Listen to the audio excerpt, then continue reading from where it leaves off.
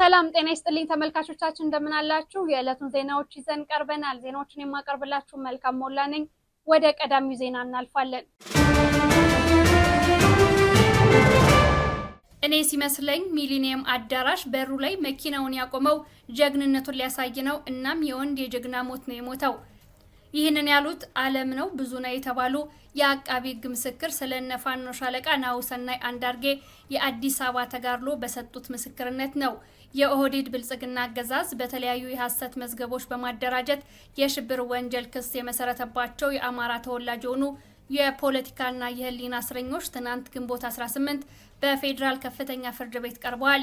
ከነዚህ መካከል በእነ ሰለሞን ፍቃዱ ጣሴ መዝገብ በዚህ መዝገብ 14 ሰዎች የተከሰሱ ሲሆን ከመካከላቸው 3 የሚሆኑት ማለትም ቢመርቅ አለልኝ፣ ኤልያስ አዳንና ታያቸው ክፍሉ በዋስትና ተፈተው ጉዳያቸውን በውጭ ሆነው እየተከታተሉ ይገኛሉ።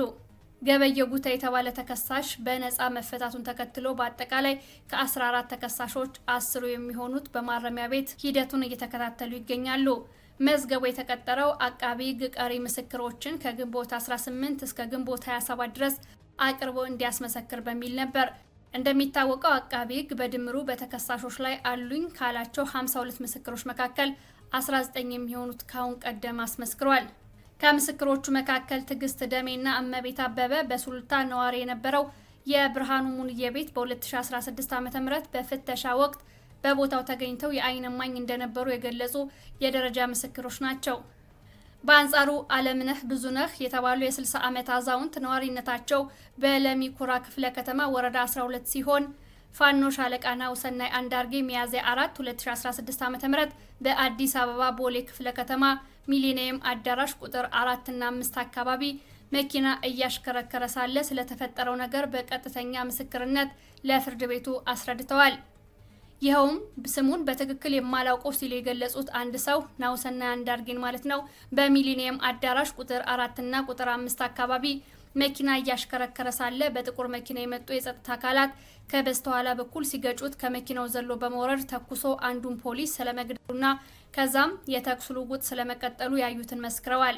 ራሱን እየተከላከለ ለማምለጥ ሲሞክር በርካታ የፌዴራል ፖሊስ አባላት እየተከታተሉ ሲተኩሱበት እኔ ከሚሊኒየም በር ላይ ቆሜ ስለነበርኩ ለምንድነው የምትተኩሱት ሌላ ሰው እንዳይመታባችሁ ብላቸውም አላዳመጡኝም ብለዋል። በግምት ከ50 ደቂቃ በኋላ በመመታቱ አስክሬኑን አምጥተው ይህንን ሰው ታውቀዋለህ ወይ ብለው ሲጠይቁኝ አላውቀውም አልኳቸው የሚል ምላሽ ስለመስጠታቸው ተናግረዋል። በወቅቱ መርማሪ ፖሊስ ዝም ብሎ ይጽፍ ስለነበር ምንድነው የምትጽፈው ስለው ተናዶ ሰድቦኛልም ብለዋል። በመጨረሻም የጻፈውን ሳላነበውና ሳያነብልኝ በግድ በማስፈረም ፍርድ ቤት መጣ ግድ ትመሰክራለህ አለኝ ሲሉ አውስተዋል። ከተወሰነ ጊዜ በኋላ ግን መረጃው በማህበራዊ ሚዲያ የተጋራ በመሆኑ የተመታው የፋኖ አመራር ነው እያሉ ሰዎች ሲያወሩ ወይኔ ምን ጉድ ውስጥ ነው የገባሁት ስለማለታቸውም ገልጸዋል። ዳኛ ሚሊኒየም አዳራሽ በሩ ላይ መኪናውን ስለምን ያቆመ ይመስሎታል በሚል ሲጠይቃቸውም እኔ ሲመስለኝ ሚሊኒየም አዳራሽ በሩ ላይ መኪናውን ያቆመው ጀግንነቱን ሊያሳይ ነው። እናም የወንድ የጀግና ሞት ነው የሞተው ሲሉም መስክረዋል። ዳኛው ሲቀጥል ልጁ ያሉት ናሁሰናይ አንዳርጌ ከነበረበት መኪና የተረፈ አለ ወይ በሚል ለተጠየቁትም ማንም የለም ብቻውን ነው እያሽከረከረ የነበረ ሲሉ መልሰዋል። እኒህ አባት ተገደው ለምስክርነት የመጡ ስለመሆናቸውም ተናግረዋል። የቀሪ የምስክሮች ቃል ለመቀበል በይደር ለግንቦት 19 ቀጠሮ ተይዟል። ከሻለቃ ናሁሰናይ አንዳርጌ ጋርም ፋኖ አቤኔዘር ጋሻው በክብር የተሰዋ መሆኑ ይታወሳል። በዘመቻ ቋራ ቃል ኪዳን ሜጀር ጄኔራል ዋንተ አባተ ኮር ከንጋቱ 11 ሰዓት አርብ ገበያ ላይ የጀመረ ውጊያ አድማሱን አስፍቶ ማህደረ ማርያም፣ ግንዳጠመም፣ ልጫ፣ ገላውዲዮስ፣ አርብ ገበያ፣ ወልዴ ተራራና አንበሳሜ ከተማና ዙሪያውን እስከ ቀኑ 8 ሰዓት ቆይቷል።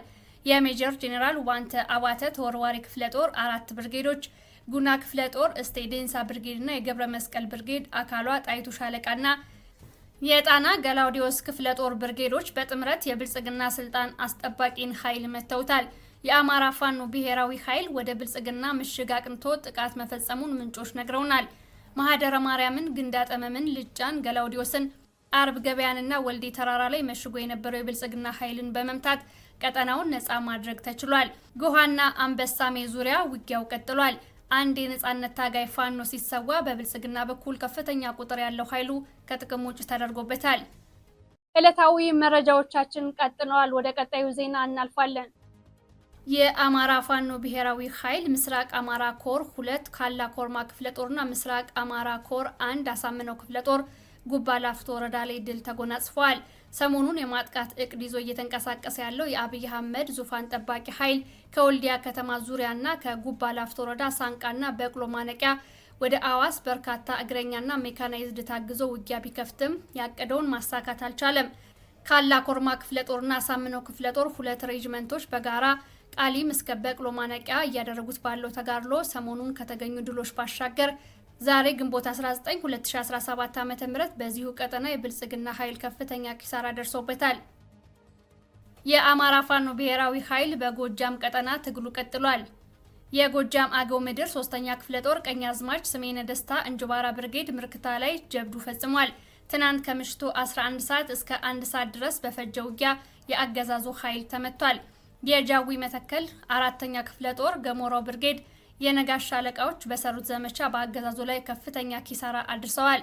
የብልጽግና ኃይል ሬሽን በመጫን ከጃዊ ሞሰቢት ካምፕ ሲወጣ የጃዊ መተከል 4ኛ ክፍለ ጦር ገሞራው ብርጌድ የነጋሽ ሻለቃ በሰሩት ዘመቻ በአገዛዙ ላይ ከፍተኛ ኪሳራ አድርሰዋል።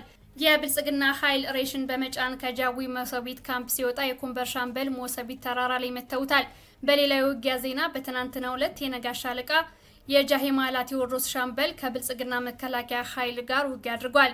የቀይ ጌታ የወፍታዬ ንጉሴ 6ኛ ክፍለ ጦር በትናንትናው ዕለት ግንቦት 18 2017 ዓ.ም በማቻከል በላይ ዘለቀ ብርጌድ የሚገኙ ተወርዋሪ የፋኖ አባላት የብልጽግና ኃይል ከሰፈረበት አማኑኤል ከተማ በመግባት መተውታል። በሌላ መረጃ በዚሁ ቀጠና ደብረ ኤልያስ ከተማ ታላቅ የሆነ የመምህራን ሰላማዊ ተቃውሞ ተደርጓል።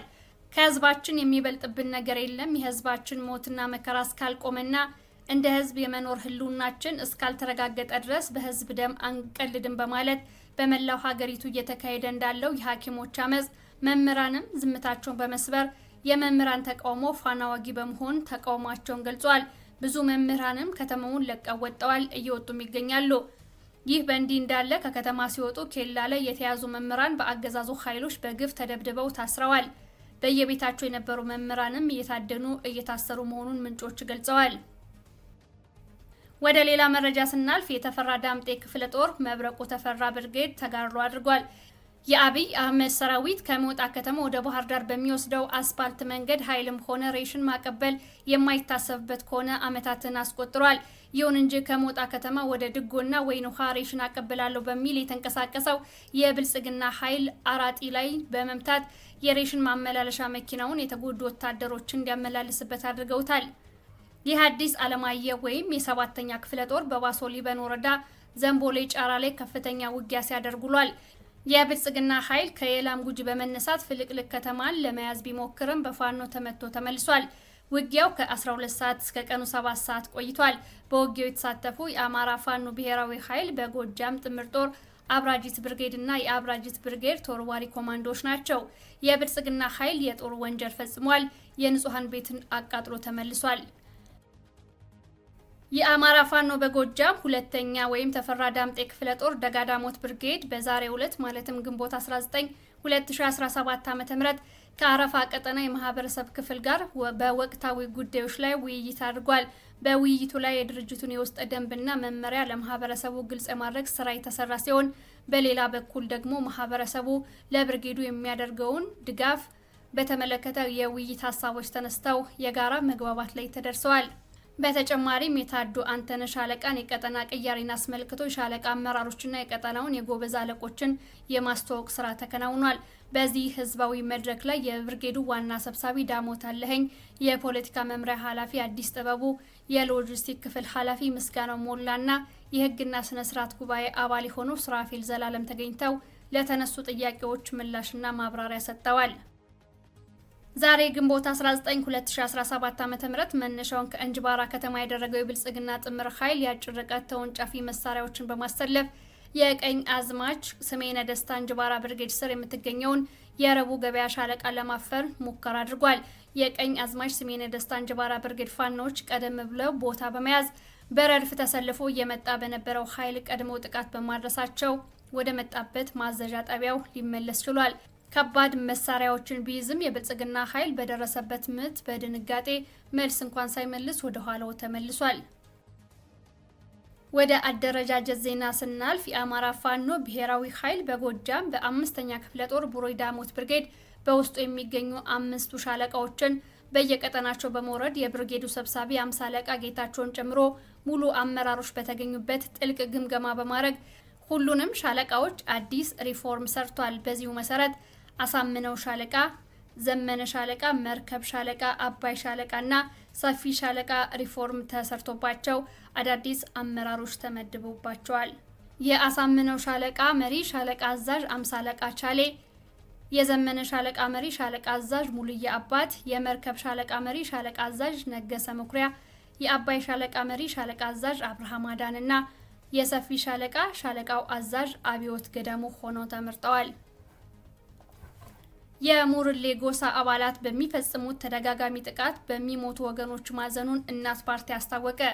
ግንቦት 17 ቀን 2017 ዓ.ም በጋምቤላ ክልል አኝዋ ዞን ዲማ ወረዳ በሚገኝ ቦታ ከዲማ ወደ ጋቸና ሰዎችን አሳፍሮ በሚጓዝ ተሽከርካሪ ላይ የደቡብ ሱዳን ሙርሌ ጎሳ አባላት አደረሱት በተባለ ጥቃት ሹፌሩን ጨምሮ 7 ሰዎች ሲሞቱ 39 ሰዎችን አሳፍሮ ሲሄድ የነበረው አውቶቡስ በተኩሱ ሰበብ በመገልበጡ 9 ሰዎች ከፍተኛ ጉዳት ደርሶባቸዋል። አብዛኛዎቹ ተሳፋሪዎች በድንጋጤ በየጤሻው በመበተናቸው የደረሱበት እንዳልታወቀ ከዓይን እማኝ ለመረዳት ችለናል ብሏል ፓርቲው። አካባቢው ድንበርና ድንበር ጠባቂ የሌለው እስኪመስል ድረስ ከፍተኛ ጥቃት እየደረሰበት ነው ብሏል ፓርቲው። እናት ፓርቲ በጥቃቱ በሞቱ ወገኖች ጥልቅ ሐዘን ተሰምቶኛል፣ ለሞቱት እረፍተ ነፍስን፣ ለወዳጅ ዘመድ መጽናናትን እመኛለሁ ብሏል። የዕለቱ ዜናዎች እነዚህን ይመስላሉ። ስለተከታተላችሁን ከልብ እናመሰግናለን። መልካም ጊዜ